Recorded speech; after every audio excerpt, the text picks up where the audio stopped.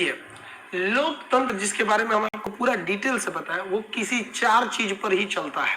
सबसे पहला चीज क्या होती है? विधायिका, इंग्लिश में कहते हैं लेजिस्लेटिव। इनका काम क्या होता है? ये देश के लिए कानून बनाते हैं और राज्य के लिए भी कानून बनाते हैं। देश के लिए कानून एमपी यानी सांसद लोग मिलकर बनाते हैं, राज्य के लिए कानून एमएलए यानी विधायक लोग मिलकर बनाते हैं। उनका काम खत्म, बस कानून बना देना है। जैसे जीएसटी एक कानून है, भूमि अधिग्रहण बिल क्या है।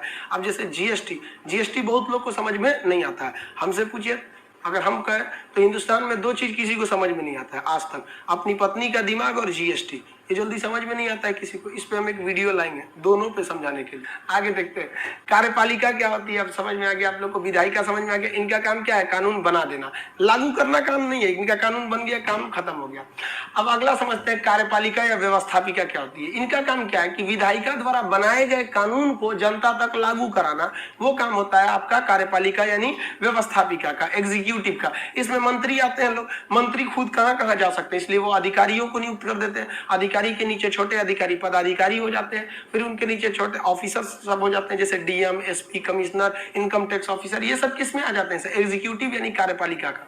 दोनों का काम अलग अलग है। अब बात आती है न्यायपालिका का काम क्या होता है। अगर विधायिका द्वारा बनाए गए कानून को कार्यपालिका लागू करा रही है और कोई उसको नहीं मान रहा है, जैसे विधायिका ने जीएसटी नियम पारित कर दिया और यहाँ अधिकारी, इनकम टैक्स के अधिकारी और मंत्री मिलकर जीएसटी को लागू कराना चाहते हैं, कोई नहीं मान रहा है जीएसटी, तो फिर उसको सजा देने का काम न्यायपालिका यानी जुडिशरी का होता है। इसके अंतर्गत कोर्ट आते हैं लोग यहाँ पे। तो ये 3 स्तंभ हो गए। सबसे प्रमुख स्तंभ होता है पत्रकारिता यानी मीडिया।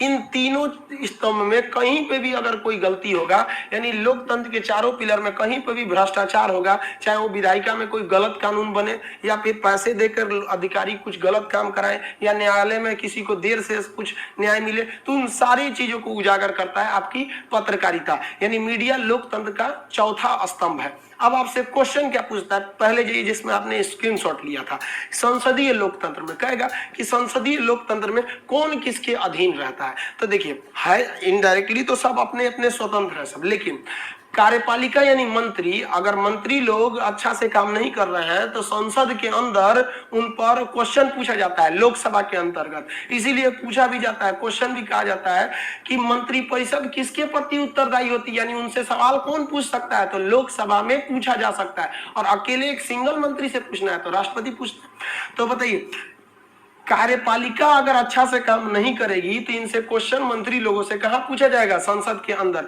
इसका मतलब यही हुआ कि संसदीय लोकतंत्र में कार्यपालिका विधायिका के अधीन होती है। यानी अगर आप सिंपली अगर ऐसे बात करेंगे तो ये इसको मान लीजिए विधायिका अगर इस बार को मानते हैं तो विधायिका के अंदर कौन होता है? कार्यपालिका। ये संसदीय लोकतंत्र में होता है। ये आपसे क्वेश्चन पूछे जाते हैं। तो उम्मीद करते हैं ये चारों समझ गए होंगे आप लोग। इसका एक छोटा